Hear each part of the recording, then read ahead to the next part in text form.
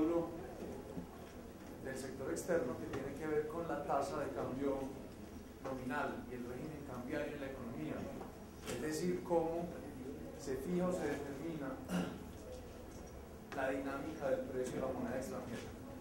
Y la clase pasada vimos la diferencia tan grande que hay entre la tasa de cambio nominal y la tasa de cambio real. Y nos pudimos dar cuenta que la competitividad depende no solo de la tasa de cambio nominal, sino también de otros factores, como los precios internos, que a su vez dependen, por ejemplo, de la infraestructura, de los costos de los servicios públicos, del mismo costo laboral y de los precios externos que dependen de esas mismas condiciones en el exterior. Entonces la competitividad no dependía únicamente del precio del dólar, pero sí dependía también del precio del dólar, porque ahí está como un determinante de la tasa de cambio real, que al final del día no era otra cosa distinta a poder comparar el precio de una canasta en el país con el precio de una canasta afuera, ¿de acuerdo? Fue algo simple. Después hicimos un quiz que yo pienso que estaba muy fácil, pero ninguno fue capaz de responderlo. Y no sé por qué, porque creo que realmente estaba muy fácil. Como les digo, estudien y antes de responder, si ustedes hacen un análisis tranquilo, van a ver que todo es más fácil de lo que uno cree que es, siempre, en estas preguntas. ¿De acuerdo? Entonces, bueno, arranquemos ya con este tema de la tasa de cambio nominal. Antes de eso estaba yo pensando, queda una clase, ¿cierto? Que la vamos a hacer el próximo lunes para cerrar todo este tema y el final lo hacemos miércoles y jueves. ¿Listo? Entonces, para poder terminar, tenemos esta clase, la del lunes, y ya el final miércoles y jueves. El final, como les digo, no es nada de memoria, nada. Yo hasta me atrevería a decir que podrán sacar todo. Si quieren traer un teléfono satelital lo van a poder traer, porque no va a ser de repetir, sino que va a ser de poder resolver los problemas, como el quiz que tuvimos la clase pasada. Así va a ser. Entonces, estudien, hagan ejercicios, preparen, manejen bien los conceptos. ¿Listo? ¿Estamos de acuerdo? Entonces arranquemos. En la gráfica vemos cómo ha evolucionado el precio de un dólar en Colombia desde 1980. Esto es la tasa de cambio nominal. Podría ser el precio de un euro, también es una tasa de cambio nominal. O el precio de un yen. Todo eso son tasas de cambio nominales, son precios de la moneda extranjera en términos de la moneda doméstica. Y vemos cómo ha evolucionado. Fíjense que la moneda extranjera, en este caso el dólar, se devaluaba permanentemente, como hasta el año 2003. Miren cómo subía, sube, y desde ese momento empieza a caer sistemáticamente, empieza a apreciarse la moneda doméstica. Cuando el precio del dólar sube, estamos diciendo que la moneda doméstica se deprecia y la externa se encarece o se aprecia. Y cuando cae el precio de una moneda extranjera es porque se está haciendo más barata, entonces está la extranjera y apreciando la doméstica. ¿Listo? Manejar muy bien esos conceptos. El país nunca estuvo acostumbrado a que el precio de un dólar cayera como hasta 2003, eso era rarísimo. Ustedes de pronto no les tocó eso, pero aquí siempre se esperaba que el precio de un dólar fuera subiendo. Y en eso fundamentaban mucho la competitividad los exportadores en Colombia. Entonces cuando empieza a caer el precio del dólar, imagínense un productor de banano, de flores, de confecciones, que ve que ese dólar que vende afuera, que produce y que recibe afuera, por exportar, representa menos pesos para él. Era difícil. Es muy difícil para cualquier exportador. Supónganse que ustedes venden al exterior, no sé, tanta cantidad de banano de exportación y ven que los $5 que les pagan por caja cada vez representan menos pesos. Entonces, que antes, en el 2013, cada dólar representaba 3.000 pesos, Y ya no, ya es menos de 2.000. Es decir, el ingreso por cada caja pasó de 15.000 pesos a 10.000 pesos. Es difícil para un exportador. Y si ese exportador no logra compensar con mayor productividad esa caída en el precio del dólar, pues termina quebrando y saliendo del negocio. Entonces veamos un poquito más a profundidad este tema. Sigamos. Como lo dijimos en la clase pasada, y esto es muy importante, es una de las lecciones más importantes en economía. La competitividad de una economía no depende únicamente de la tasa de cambio nominal, no depende únicamente de eso. Ya vimos que hay otros factores, básicamente resumidos en el precio interno y el precio externo. No depende únicamente del precio del dólar. ¿De acuerdo? Eso es clave, eso lo vimos la clase pasada. Pero además, también vimos que si uno se pone a hacer devaluaciones masivas o a encarecer el precio de la moneda extranjera de una manera irresponsable como autoridad económica, pues también termina generando efectos contraproducentes en la misma economía. ¿Por qué? Porque hay inflación, se sube la tasa de interés, terminamos afectando la economía. Entonces, partiendo de ahí, es muy importante que podamos analizar cómo es el régimen cambiario en cada economía. Es decir, cómo se determina el precio de un dólar, o de un euro, o de un yen, o de una libra esterlina, porque eso afecta la economía. La competitividad, repito, no depende únicamente de esa tasa de cambio nominal, pero la forma en que manejamos como autoridad económica la tasa de cambio nominal sí afecta a la economía, la afecta y la afecta mucho. Como les digo, un manejo irresponsable de eso puede generar efectos contraproducentes en el nivel de actividad económica a través de la inflación y de la tasa de interés. Entonces analicemos cómo son, o aprendamos cómo son los regímenes cambiarios en los países o en las economías, es decir, cómo se determina el precio de un dólar, o de un euro, o de un yen, es decir, cómo se determina la tasa de cambio nominal. Y vamos a ver que al final del día, la tasa de cambio nominal, como todo en economía, lo determina la oferta y la demanda. El precio de un dólar lo determina la oferta de dólares, la demanda de dólares. Y la oferta de pesos y la demanda por pesos. Porque es el precio de una moneda en términos del otro. ¿Ustedes qué creen que pasa si aumenta la demanda por moneda doméstica? ¿Sube o cae el precio de un dólar?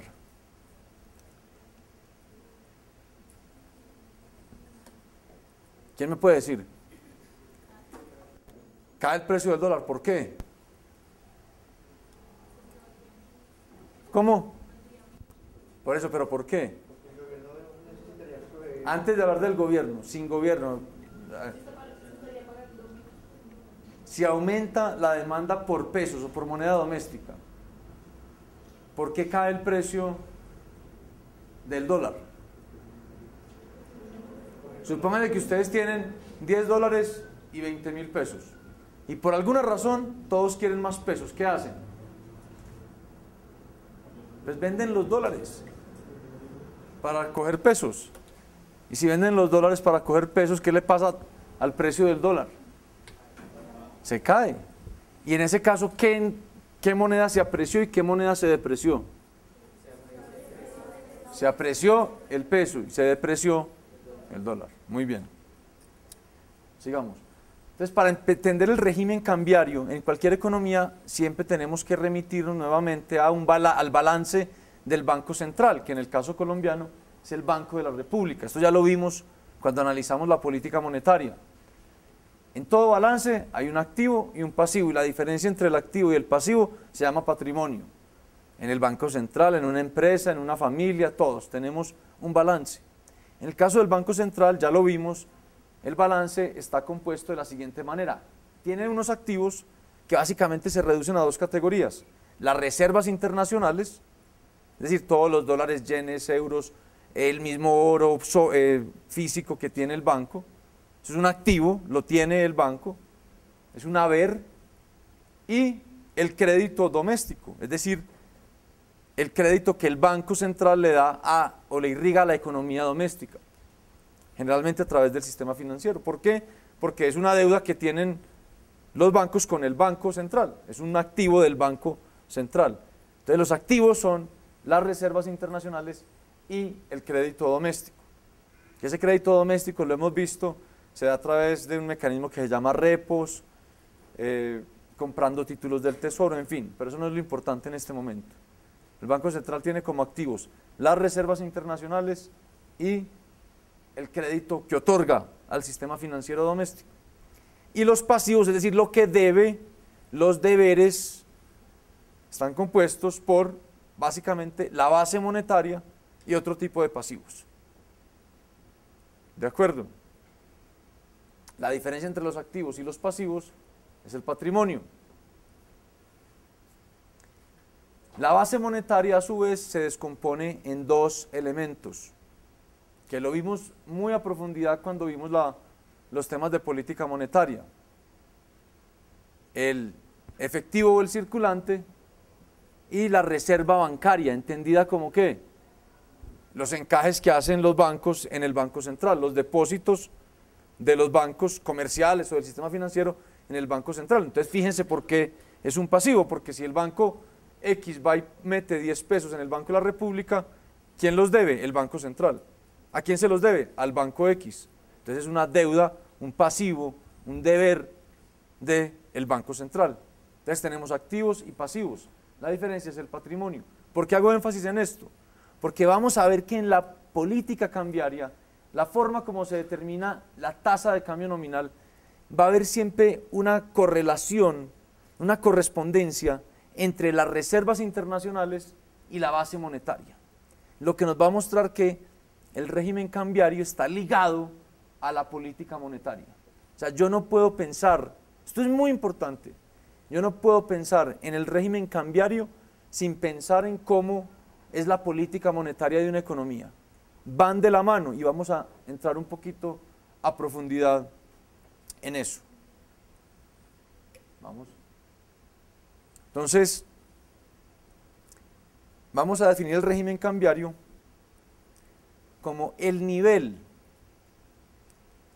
hasta el cual el Banco Central está dispuesto a utilizar sus reservas internacionales para influir en la oferta y la demanda de moneda extranjera, para influir en la oferta y la demanda de divisas que se mueven en el mercado, para influir entonces en el precio de la moneda extranjera. Entonces repito, el régimen cambiario de una economía me lo dice el nivel hasta el cual el Banco Central, el Banco de la República está dispuesto a intervenir para que se mueva en una o en otra dirección la tasa de cambio. Y vamos a ver por qué. ¿Por qué puede ser ventajoso intervenir o no? Es que fíjense, el Banco Central con sus reservas internacionales, que son miles de millones de dólares, puede influir mucho en el precio de la moneda extranjera. Si sale a vender mucho, pues tumba el precio. Si sale a comprar, pues lo sube, porque es el actor más grande de todos. O de pronto dice, no quiero meterme, que el precio se mueva para donde se tenga que mover, dependiendo de la oferta y la demanda allá en el sistema financiero, sin meterme. Pero entonces fíjense que el régimen cambiario lo determina el nivel hasta el cual el Banco Central está dispuesto a intervenir para influir en la oferta y la demanda de moneda extranjera y así influir en el precio de esa moneda extranjera, que no es nada más y nada menos que la tasa de cambio. Listo. Entonces, tenemos muchas posibilidades de regímenes cambiarios, muchas, ubicadas entre dos extremos. Listo. En un extremo tenemos lo que se llama un régimen cambiario con tasa de cambio variable o flotación pura. En ese extremo, ¿qué hace el Banco Central? No se mete. Por eso el nombre flotación pura. ¿De acuerdo? El Banco Central no toca una sola de sus reservas internacionales. Ni vende ni compra, con fines de intervenir en el precio del dólar. Entonces el precio del dólar o de la divisa o la tasa de cambio nominal, ¿qué la determina? la oferta y la demanda de los agentes de la economía que no son el Banco Central. Se llama flotación pura. Tasa de cambio variable. Allí donde el Banco Central no se mete. ¿De acuerdo? Y en el otro extremo tenemos el régimen de tasa de cambio fija. En inglés, o técnicamente esto se llama pegue. ¿Qué es un pegue? Es un término en inglés para referirse a lo que es una clavija. O es como lo que puede pegar generalmente dos pedazos de madera en un barril.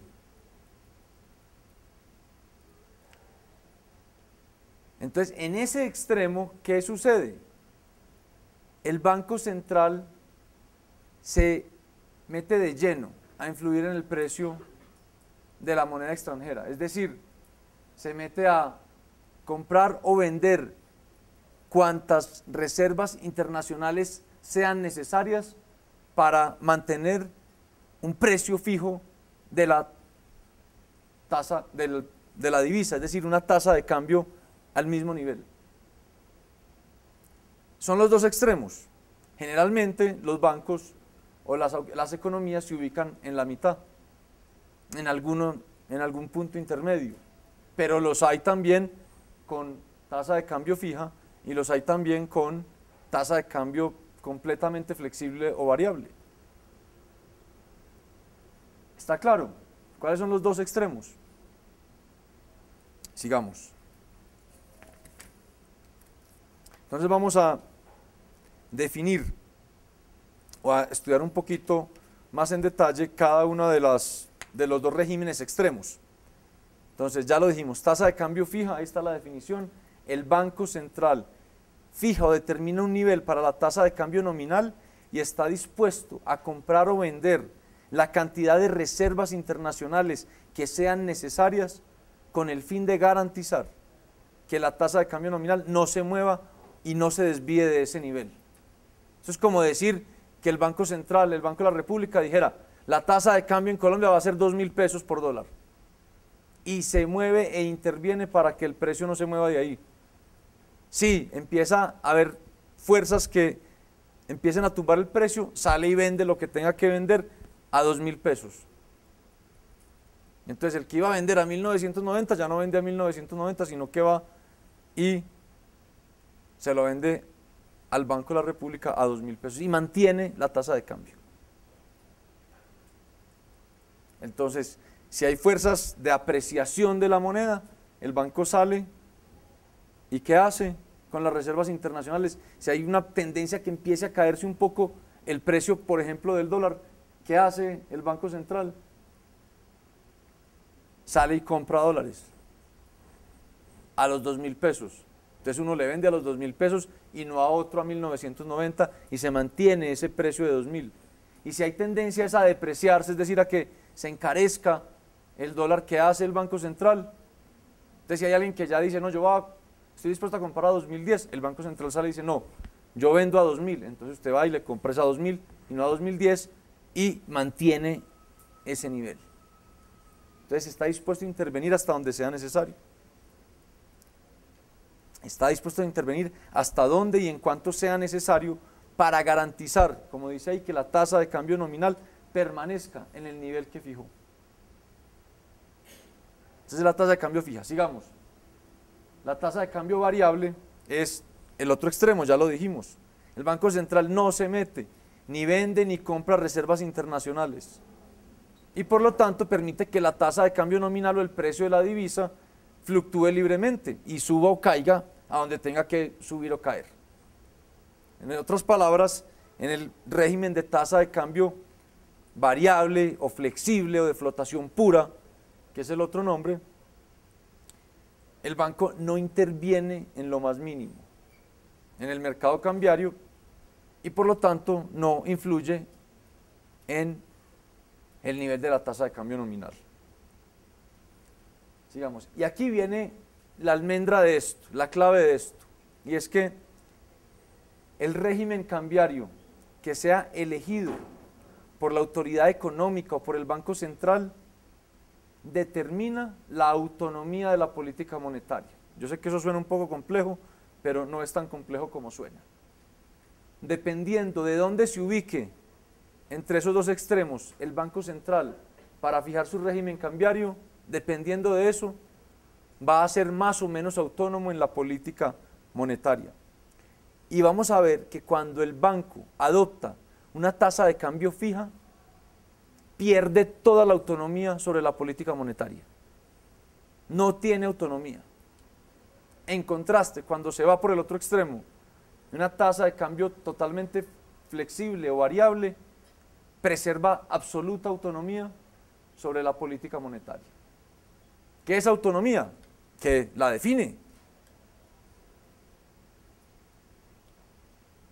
Entonces, ¿cómo así que pierde autonomía sobre la política monetaria el Banco Central cuando fija la tasa de cambio? Pues vamos a ver, sigamos. Miren, pensemos en el balance del Banco Central otra vez. Tiene reservas internacionales y crédito doméstico en el activo y la base monetaria en el pasivo. Entonces, fíjense que todos los movimientos en las reservas internacionales siempre se trasladan a la base monetaria. Si el Banco Central compra reservas internacionales, ¿qué está haciendo? Está aumentando la base monetaria, ¿o no? Si yo soy el Banco Central y les compro a ustedes los dólares que tienen y les doy pesos, estoy aumentando la base monetaria, los pesos que circulan en la economía. Hay una expansión monetaria. Por el contrario, si el Banco Central vende reservas internacionales, ¿qué está haciendo? Está reduciendo la base monetaria porque está recogiendo pesos. ¿De acuerdo? ¿En qué régimen cambiario es que el Banco Central compra y vende reservas? En el fijo. Entonces fíjense, ya empiezan a ver ustedes que con el régimen de tasa de cambio fija, en donde el banco compra y vende reservas, ya va a estar expuesto es a hacerlo dependiendo de la demanda por moneda extranjera o moneda local. Y ahí es donde pierde la autonomía de la política monetaria. Y veamos exactamente cómo es que esto sucede, sigamos. Supongamos que el Banco Central dice, el régimen es tasa de cambio fija, listo. Dice, voy a fijar esto, el precio del dólar a 2.000 pesos por dólar, listo. Si la demanda por moneda doméstica, es decir, por pesos, aumenta, ¿qué pasa? Que las personas van a buscar aumentar sus tenencias en pesos, sus saldos en pesos, y van a reducir sus tenencias o saldos en dólares. ¿Cierto? Aumentó la demanda por moneda doméstica. Entonces la gente, las personas que están ahí, quieren más pesos y menos dólares. Si quieren más pesos y menos dólares, ¿qué va a pasar? ¿Cuál va a ser la presión sobre el precio del dólar? Si quieren más pesos y menos dólares, ¿cuál es la presión? ¿A que el precio del dólar? Pensemos con oferta y demanda. Si aumenta la demanda, la gente quiere más pesos y menos dólares, ¿qué le pasa al precio del dólar? Que caiga, hay una presión a que caiga el precio del dólar. Es decir, hay una presión a que la moneda doméstica se aprecie y la moneda extranjera se deprecie. ¿De acuerdo? Hay presiones de apreciación. ¿Por qué? Porque como las personas quieren más pesos y menos dólares, pues están dispuestos a vender sus dólares al sistema y eso presiona hacia abajo el precio del dólar. Entonces, hay una tasa de cambio fija. ¿Qué hace el Banco Central? ¿Qué hace el Banco Central?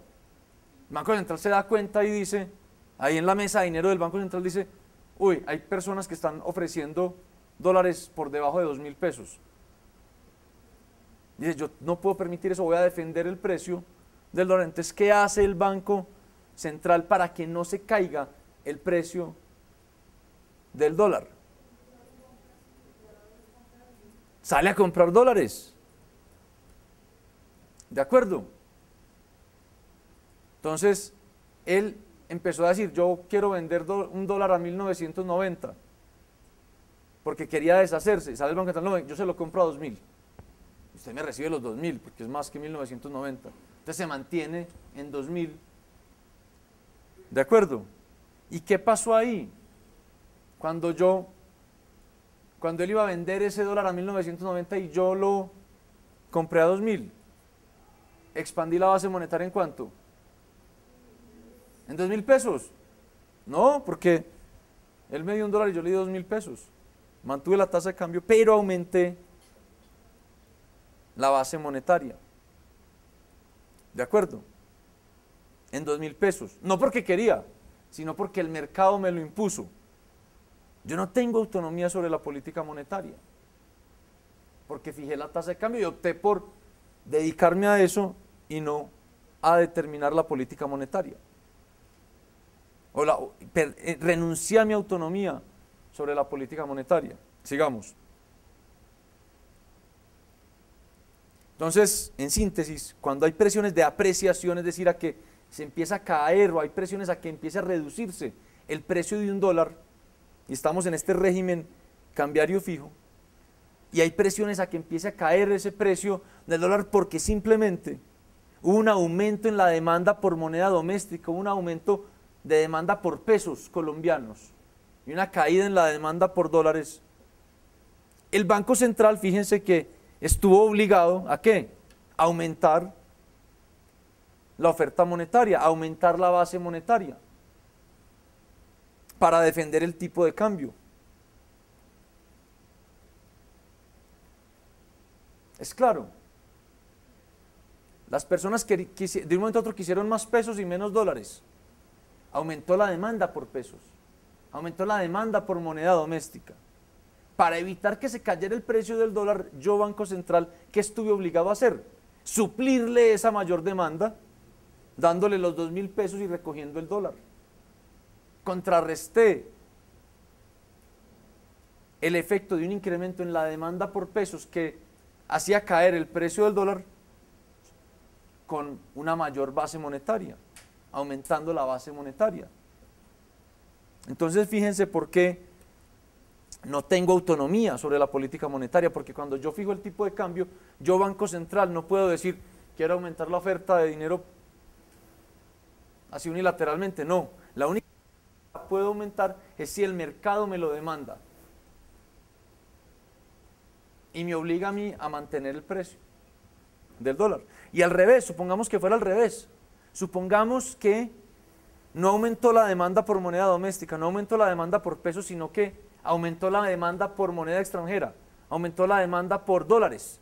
Es decir, la gente quiere tener más saldos en dólares y menos saldos en pesos, por cualquier motivo. Porque a las personas de un momento a otro les dio miedo, por ejemplo, de una crisis o algo y quieren protegerse con dólares. Entonces, ¿qué pasa ahí si hay tasa de cambio fija? Quieren más dólares, yo fijé a 2.000 pesos, el tipo de cambio, ¿qué va a haber en el mercado? Cuando la gente quiere más dólares, entonces él va a salir a decir allá en la mesa de dinero y dice, yo estoy dispuesto a comprar a 2.100. El Banco Central, me doy cuenta de eso y salgo al mercado y digo, no, le vendo a 2.000. Perfecto, no voy a pagar 2.100, si me venden a 2.000, pues compro a 2.000. ¿Qué hago cuando yo le ofrezco ese dólar a 2.000 y se lo vendo a 2.000? Yo le doy $1 y él me da 2.000 pesos, entonces yo recogí 2.000 pesos de base monetaria, contraje la base monetaria en pesos para defender la tasa de cambio. Entonces fue el aumento en la demanda por moneda extranjera o la caída en demanda por moneda doméstica, la caída en la demanda por pesos, la que me obligó a mí a recoger base monetaria. Es decir, yo contrarresté la caída en la demanda por moneda doméstica, reduciendo la oferta de moneda doméstica para defender en 2.000 pesos la tasa de cambio. Eso, quedé supeditado a eso. Entonces fíjense que en uno y en otro caso, cuando hay tasa de cambio fija, el banco solo expande la base monetaria cuando el mercado se lo demanda, cuando aumenta la demanda por moneda doméstica. ¿Cómo? Simplemente comprando dólares y expandiendo. para evitar caídas en el precio del dólar. Y solo puede recoger o contraer base monetaria cuando el mercado se lo impone, cuando el mercado dice no quiero tantos pesos, pues venga yo lo recojo y le ofrezco dólares al precio que fijé y así defiendo la tasa de cambio. ¿Listo? Sigamos.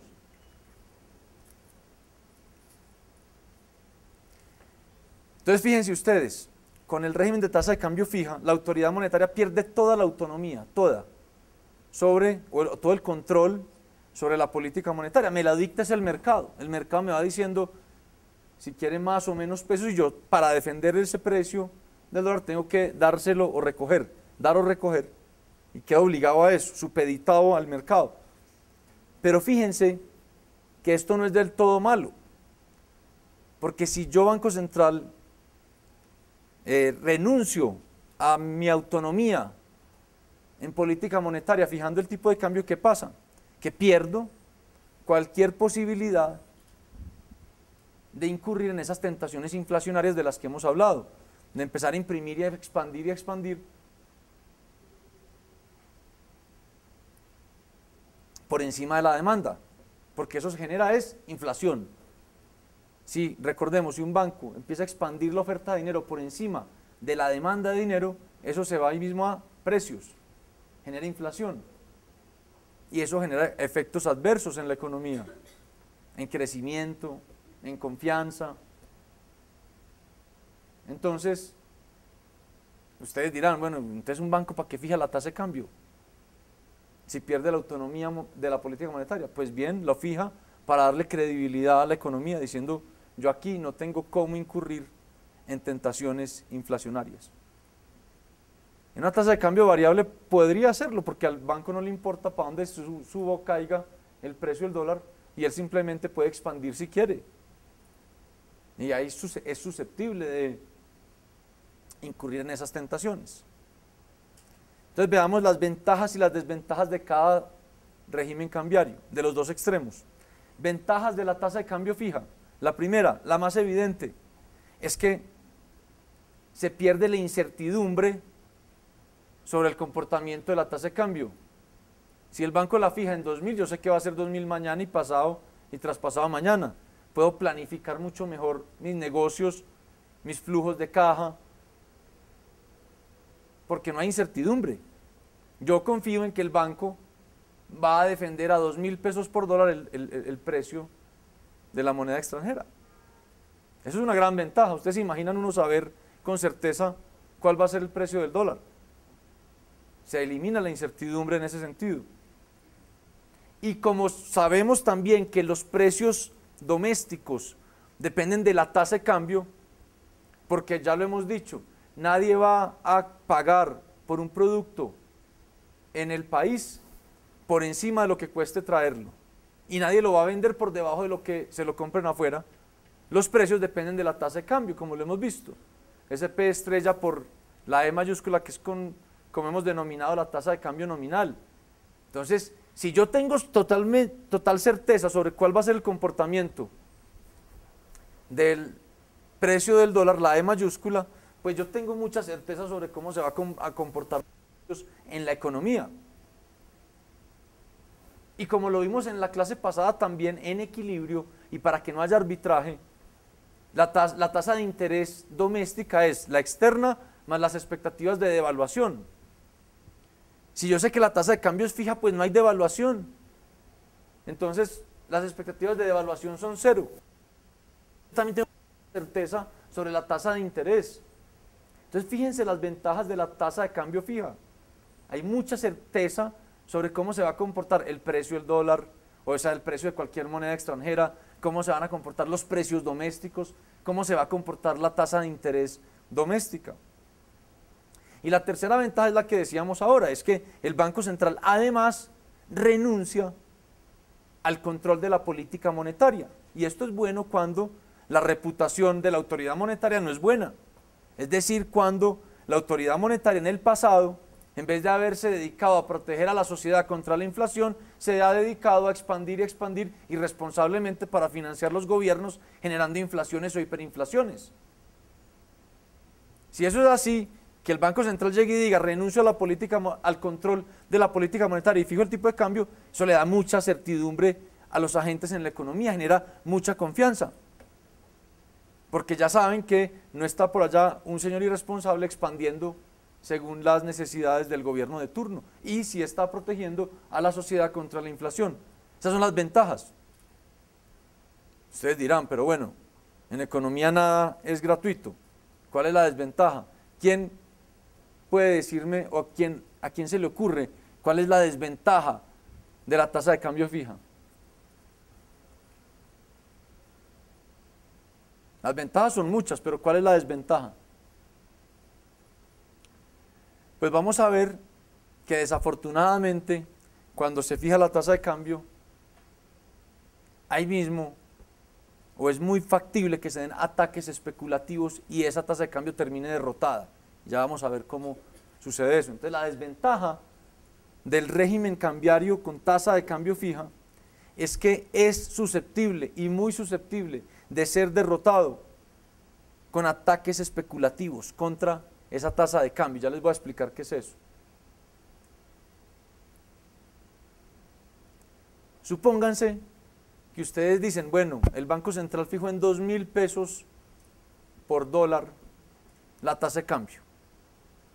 Y supónganse que ustedes dicen, eso es muy bajito. El mercado estaría dispuesto a comprar dólares a 2.500. Pero el Banco Central dice, no, yo defiendo a 2.000, pase lo que pase. Entonces supongamos que él se dio cuenta de eso y dice, voy a derrotar al Banco Central. Entonces miren lo que él haría, porque él sabe o tiene la convicción que el precio del dólar puede ser más alto. Entonces, ¿qué haría él? ¿O qué harían ustedes si tienen esa certeza? Ustedes, entonces él va a la mesa de dinero y dice, estoy dispuesto a comprar a 2.100 pesos. Yo Banco Central digo, uy, se me va a depreciar el peso. No, mire, le vendo $1 a 2.000 y mantengo y defiendo, ¿cierto? Entonces él ve eso y dice, miren la que otra vez, al otro día, voy a comprar a 2.100, sale el banco, salgo yo y digo, no, mire, $1 a 2.000, listo. Y vuelve y empieza a hacerme eso todos los días. Y yo tengo una cantidad de reservas, pues no tengo infinitas. Y empiezo a venderle todos los días. Y entonces ella se da cuenta y dice, algo está pasando, está quemando reservas y reservas para defender la tasa. Entonces ella dice, no, yo también. Eso tiene que haber algo ahí que apunta a que el precio de equilibrio es más alto. Entonces ella ¿qué dice? Yo también estoy dispuesto a comprar a 2.100. Yo digo, no, mire, le vendo a 2.000. Y empiezan todos a hacer eso. Y llega un momento en que yo, Banco Central, ya no tengo dólares para defender ese precio, me quedo sin dólares. Entonces cuando llega ese momento y él sale y dice, compro a 2.100, yo no tengo cómo responder, entonces alguien le vende a 2.100. Y ella dice, no, compro a 2.150. Y alguien dice, le vendo. Y se me sube el precio a 2.500, por ejemplo. ¿Quién ganó mucha plata? Él y ella. Y los que lo hicieron, ¿por qué? ¿A cuánto compraron? ¿Y ahorita a cuánto pueden vender? A 2.500. Y eso ha pasado muchas veces. Muchas veces. A la libra esterlina se lo hicieron en el año 1992. Un gran especulador mundial griego que se llama George Soros atacó la libra esterlina y la tumbó. Y el franco francés cuando no existía el euro. Y el único país que soportó esa secuencia de ataques creo que fue Suecia. Pero hoy en día es muy fácil tumbar eso. Es más, ¿cómo lo hace uno? Usted llega al país, se endeuda en pesos y empieza a comprar dólares. No necesita plata. Pide un crédito por 100 millones y compra $50.000. El otro día pide otro por 100 millones y compra $50.000. 100 millones, $50.000. Se devaluó eso porque derrotaron el régimen, el tipo de cambio fijo, y ya los $150.000 que compró los vende no a 2.000, sino a 2.500. paga la deuda y queda con muy buena plata. ¿De acuerdo? ¿Cómo es la lógica? Son ataques especulativos y es muy difícil contenerlos. Ahora, ¿qué pasa si el Banco Central es derrotado por los especuladores? Pues simplemente que hay un efecto adverso, lo vamos a ver ahora, sobre el nivel de actividad económica, sobre el nivel de empleo, y pues queda comprometida la credibilidad del Banco Central, porque el Banco Central se comprometió a defender la tasa de cambio a 2.000 y terminó derrotado, y la tasa de cambio en 2.500. Sigamos.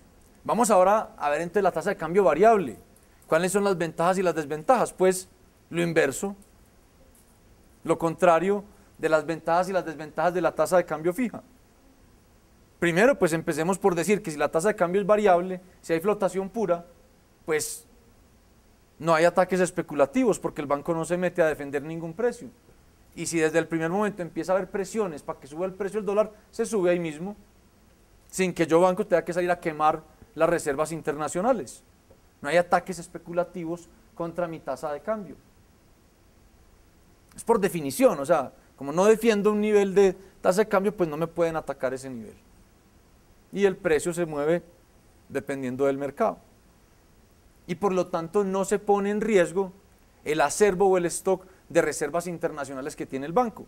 Porque fíjense que con la tasa de cambio fija, si me atacan, yo pongo en riesgo las reservas internacionales porque estoy quemando y quemando y quemando para sostener un precio cuando hay presión a que suba ese precio.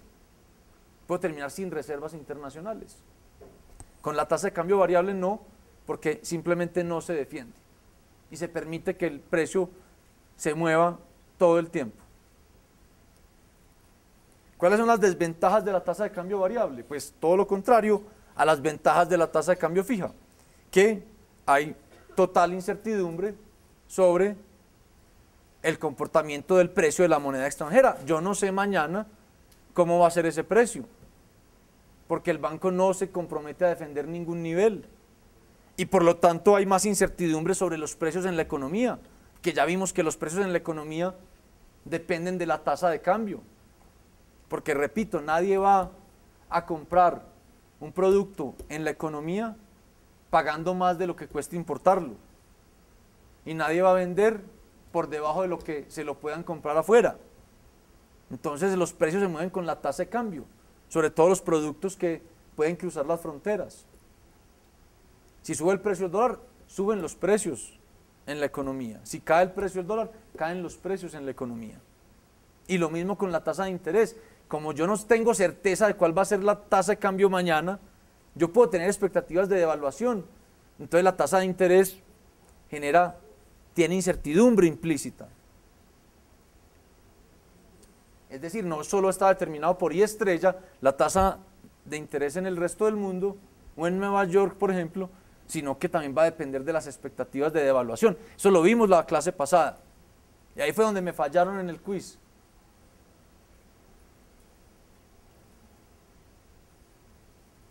Y la otra, digamos, desventaja es que en este caso el Banco Central tiene total autonomía sobre la política monetaria, puede expandir y contraer como quiera sin estar supeditado a lo que el mercado diga o lo que dicte.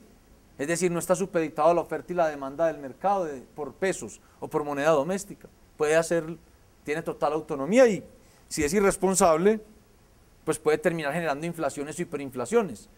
Eso ya sabemos, se puede contrarrestar si uno tiene un arreglo institucional en donde el Banco Central es independiente, como en Colombia. Sigamos. ¿Cómo ha sido el régimen cambiario en este país, en nuestro país? Hemos pasado por toda la gama de posibilidades. Antes de 1967 teníamos una tasa de cambio fija. A partir de ese año, el gobierno monta un programa para supuestamente estimular la competitividad de los sectores exportadores y monta un programa que se llamó el Crawling Peg. Crawling Peg, ¿qué significa? Es como el peg o la tasa de cambio fija que va gateando. Crawl es gatear. ¿Qué quería decir eso? Que se iba devaluando poco a poco cada día la moneda. Entonces el gobierno anunciaba y decía, hoy va a valer 2000, mañana 2010, pasado mañana 2015, traspasado mañana 2020, y el gobierno iba devaluando, la autoridad monetaria iba devaluando gota a gota el peso, dizque para darle competitividad a los exportadores. ¿Qué más bueno para un exportador que le digan eso? Mañana el dólar que usted recibe por vender banano o azúcar o flores o confecciones o productos metalúrgicos ya no le va a valer 2000 sino 2010, y pasado mañana 2015 y después 2020, y así funcionaba. Fíjense que era una especie de tasa de cambio fija, pero se iba moviendo. Entonces no era tasa de cambio fija como tal, sino como un híbrido, y eso duró hasta 1994, porque ¿qué pasaba? Obviamente, finalmente nos dimos cuenta que con ese régimen, si usted va devaluando gota a gota el peso y la moneda, pues va aumentando los precios en la economía también gota a gota, y generando inflación gota a gota. En el 94 hay una reforma y se monta un sistema de bandas cambiarias, en donde dejaban moverse el precio del dólar siempre y cuando no tocara un techo y un piso, y cuando tocaba un techo o un piso, pues el banco entraba a defender. Entonces era ya un régimen con tasa de cambio flotante dentro de cierto rango y con tasa de cambio fija cuando se tocaba el techo o el piso. Entonces, si por ejemplo el precio pasaba de 1900, 1800, 2000, pero si llegaba a 2100, por ejemplo, ahí el banco entraba a defender eso y empezaba a vender para que no se subiera más. Llegaba a un piso de 1600, por ejemplo, el banco inmediatamente empezaba a comprar para que no se cayera el precio. Entonces es también un híbrido entre la variable y la fija en los límites y la variable al interior del rango. Y eso fue entre el 94 y el 99, porque adivinen qué pasó. En el 99 derrotaron los techos, los ataques especulativos que se dieron en Colombia y en muchos países de Latinoamérica, y que venían desde Asia en 1997 y que habían empezado en México en el 94 y en el 92 con la libra esterlina. Que las personas se dan cuenta que pueden hacer mucha plata si un gobierno le da por fijar la tasa de cambio, pues porque entran a atacarlo y ganan mucha plata. Entonces efectivamente en el 99 pasó lo mismo. Entonces el gobierno, ¿qué hace? Suelta las bandas y dice, voy a entrar en flotación sucia. ¿Qué quiere decir esto? Que no es la flotación pura, en donde el gobierno no se mete, sino que el gobierno deja fluctuar y de pronto en algún momento ve que hay un movimiento muy alto hacia un incremento muy fuerte o hacia una caída muy fuerte, y ahí se mete e interviene. Y eso es lo que tenemos hoy, sistema de flotación sucia. No tenemos la flotación pura, una flotación sucia. Es decir, el gobierno, el Banco Central, perdón, deja que fluctúe el precio del dólar, pero ustedes han visto que a veces cuando dice la moneda se está apreciando mucho, está cayendo mucho, el precio del dólar, me da miedo que queden muy afectados los exportadores, sale y empieza a comprar. Y ese es el régimen actual, y así es en muchos países. Miremoslo ya en cifras. ¿Cómo ha sido la evolución de la tasa de cambio, de su régimen, desde muchas décadas atrás? En el eje vertical tenemos cuánto vale un dólar, y en el eje horizontal el tiempo, los años.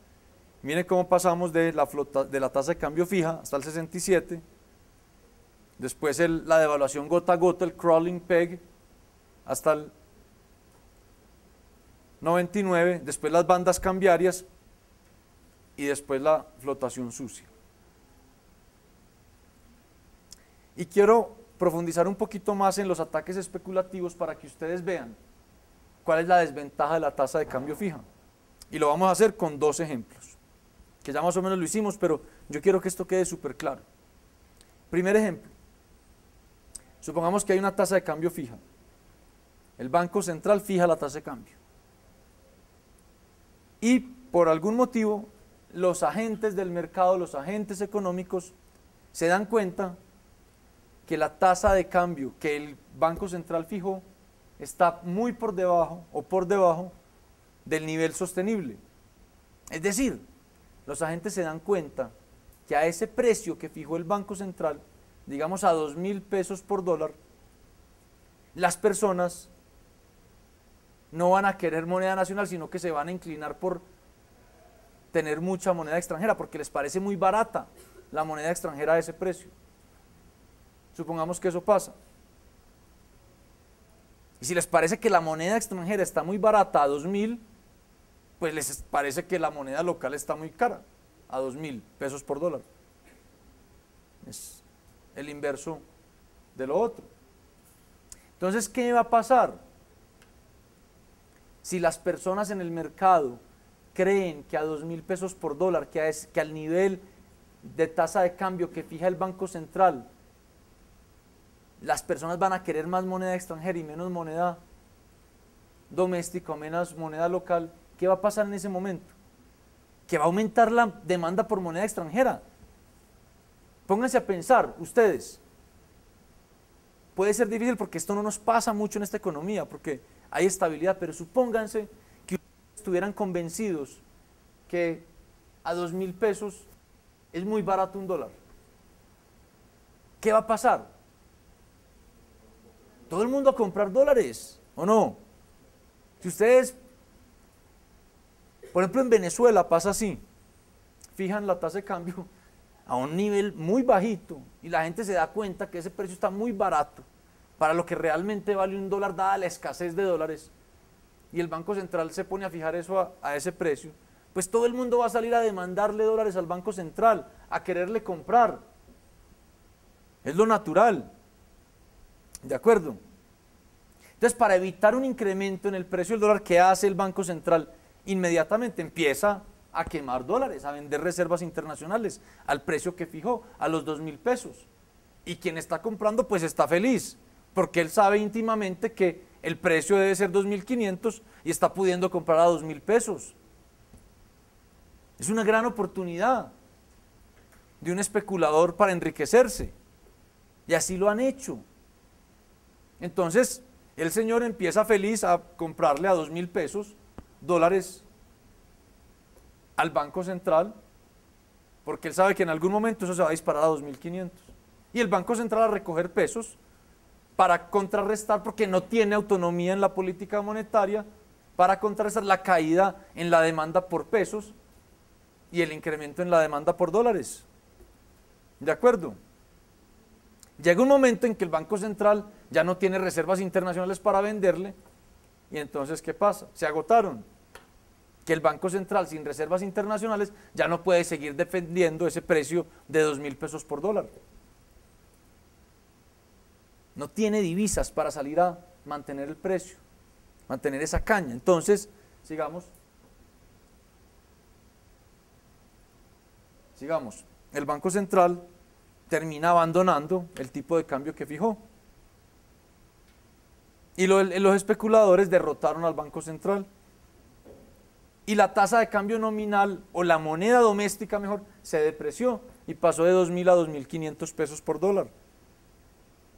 Porque hubo un aumento en la demanda por moneda extranjera por dólares y una caída en la demanda por moneda doméstica o pesos. Y el Banco Central estuvo supeditado a suplir eso, hasta que le agotaron las reservas internacionales. Entonces fíjese que el que compró moneda extranjera a la tasa de cambio fija, en nuestro ejemplo a 2.000 pesos, que está mucho más bajito de lo que terminó siendo la tasa de cambio después del ataque, es decir, 2.500, gana mucho, porque compró barato y ahorita puede vender caro. Ganan los que atacaron la tasa de cambio nominal fija. Y durante ese proceso de ataque se generan dos efectos económicos. El primero, que hay una contracción monetaria muy fuerte, porque él me está dando pesos y yo le estoy dando dólares, y yo estoy recogiendo la base monetaria. Estoy en una contracción monetaria.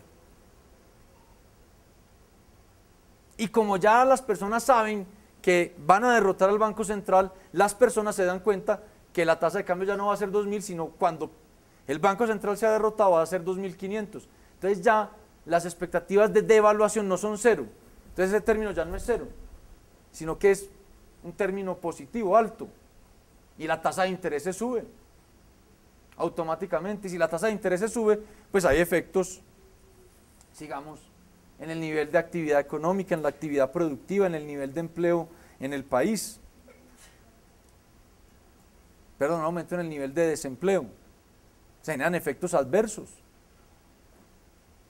Cuando viene el ataque especulativo, ya la gente sabe que al banco lo van a derrotar y por lo tanto tienen expectativas de que se va a devaluar la moneda local y que va a subir el precio del dólar, y eso aumenta la tasa de interés automáticamente. Y ese aumento en la tasa de interés golpea las decisiones de inversión, de consumo. Se afecta la actividad productiva, aumenta el desempleo. El único país que se dio el lapo de defender al final su tasa de cambio fue Suecia, y terminó con tasas de interés del 500%. Generalmente, los bancos centrales, cuando ven eso y ven que lo están atacando y que la gente espera que se vaya a devaluar la moneda y que se va a disparar el precio porque el banco no va a poder aguantar, los bancos, cuando ven eso, terminan soltando inclusive antes de quemar todas sus reservas para evitar esos efectos tan complicados. O sea, los bancos terminan derrotados incluso antes de agotar sus reservas. Derrotaron al Banco Central de Inglaterra, al de Francia, al de muchos países europeos. En el 94 fue con México, una cosa que llamó el efecto tequila, con los tesobonos. En el 97 fue en Malasia, Indonesia, Tailandia. En el 99 creo que fue, 98 fue Rusia, en el 99 fue Colombia. En el 2000 fue Brasil, después Argentina. Miremos por ejemplo el caso colombiano. Miren, estábamos en bandas cambiarias, ¿de acuerdo? Entonces, al interior de la banda, antes del 99, la tasa de cambio se movía libremente, el banco no se metía.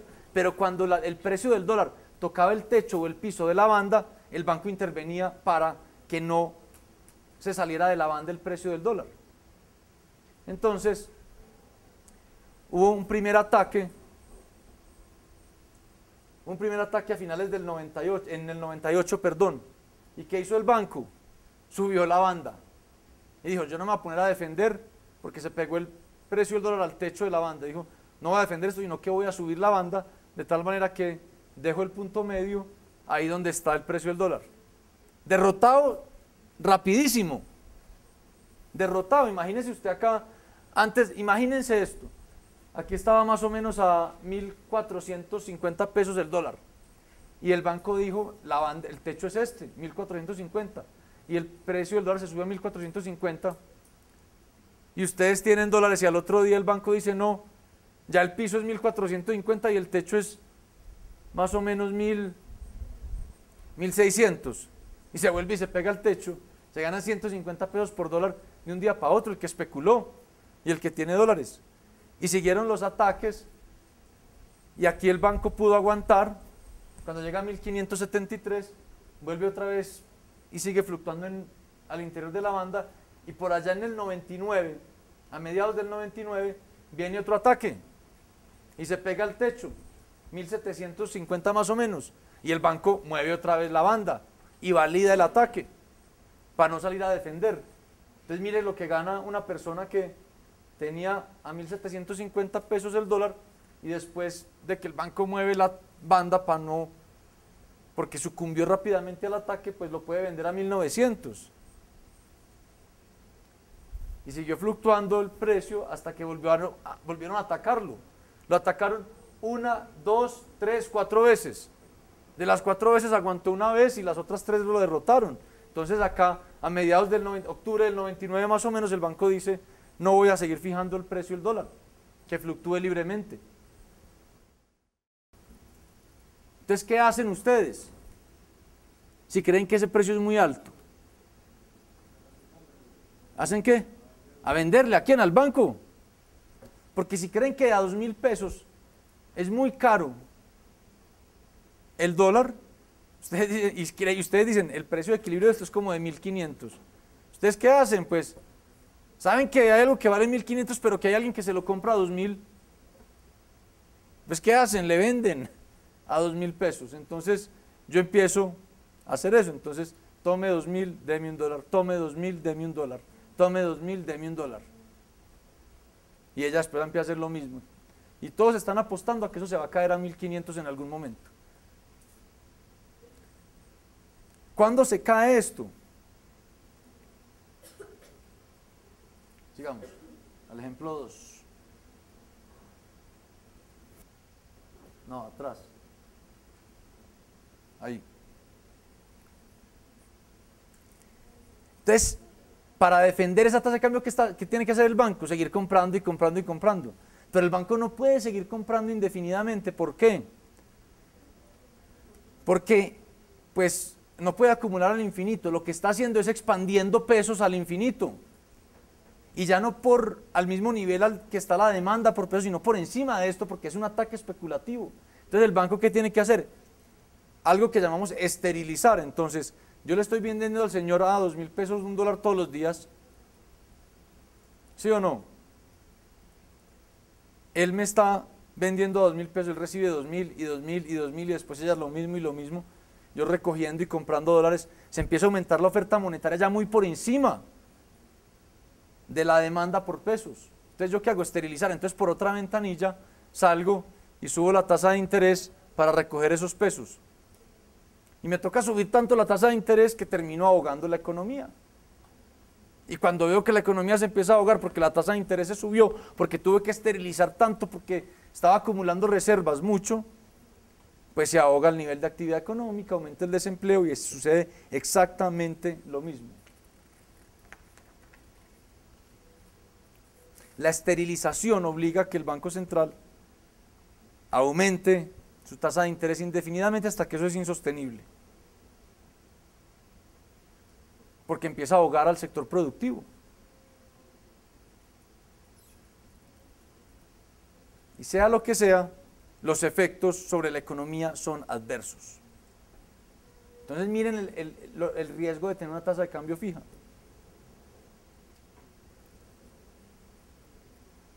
¿Quiénes ganaron? Los que atacaron.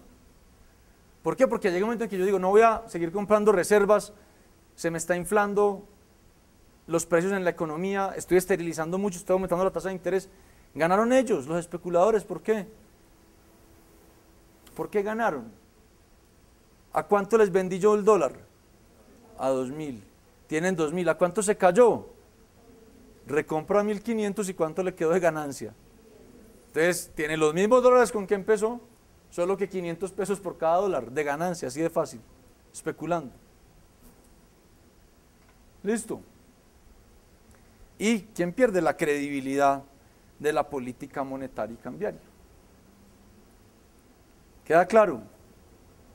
Clarísimo todo. ¿Sí o no? La risa me imagino que sí. ¿Ah?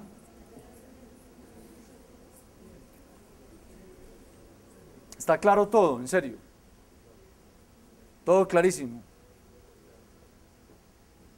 Entonces hagamos un quiz. Pero ¿quién los entiende? Les pregunté. ¿Está claro? Sí, sí, todo claro. Sí. Ah. Pero repetirlas. Acuérdense que yo no les voy a preguntar cosas para repetirlos de memoria. Pero es que es evidente, una tasa de cambio fija, ¿cuál es su ventaja? Que usted sabe cuál es el precio del dólar. Y eso le da mucha certeza. La desventaja, lo van a atacar los especuladores.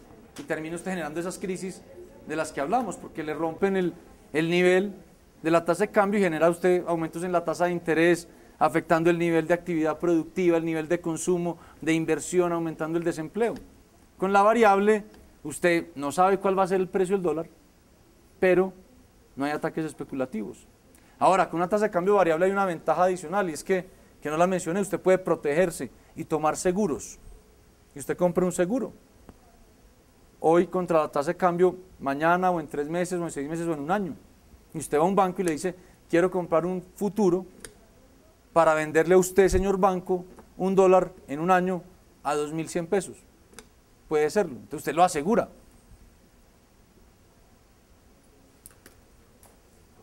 ¿Qué más preguntas? ¿Qué más preguntas? El tema de Estados Unidos. ¿Qué tema? O sea, ¿es variable o es fija? Es que si es la moneda de referencia, es variable, pero es la moneda de referencia también. De hecho, hay muchos países como Ecuador que renunciaron a su moneda doméstica y dolarizaron. Entonces depende, su política monetaria ya depende de la política monetaria en Estados Unidos.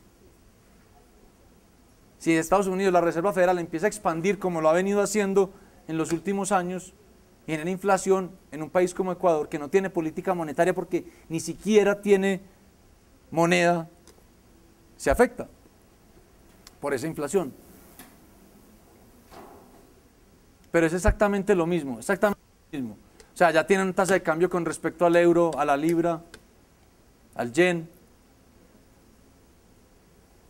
Les voy a hacer un quiz porque quiero afinar un concepto y no es difícil. Ni siquiera es de cálculos numéricos, es una cosa conceptual. ¿Listo?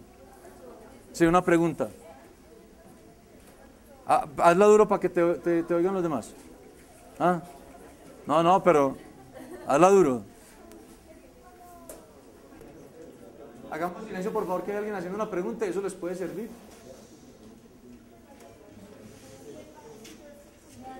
Sí. Hagamos silencio, por favor. ¿Tú especulas qué? Puede especular en los dos casos.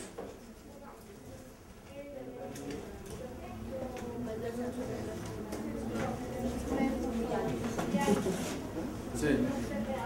Si el precio está muy alto, ¿tú qué vas a hacer? ¿Vender qué? Si el precio del dólar, si tú crees que el precio del dólar que fijó el banco está muy alto, ¿tú qué vas a hacerle? ¿A venderle qué? Dólar, exacto. Entonces me vendes a mí dólares, yo recojo dólares. Exacto, y yo expando. En pesos, claro. Sí, porque está aumentando la oferta de dinero ya por encima de las necesidades de la economía.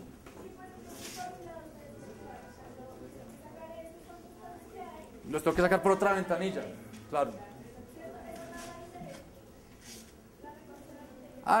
El banco sale y dice, yo ya no voy a reconocer el 5%, sino el 10%. Entonces, los que tienen todos los precios dicen, bueno, además de esto, que los estoy atacando y les voy a tumbar el precio, mire, ya me van a reconocer intereses más altos por esos pesos que me están dando. Entonces viene y me los trae. Claro, es que es un negocio para ellos. Claro, porque yo para recogerlos digo ya, miren, voy a pagar 10%. Necesito recogerlos, voy a pagar 15%. Entonces, el señor feliz porque sabe que me va a derrotar y que los pesos que yo le estoy dando, exacto, por encima de lo que realmente vale el dólar, se los estoy remunerando a una tasa de interés altísima. ¿Listo?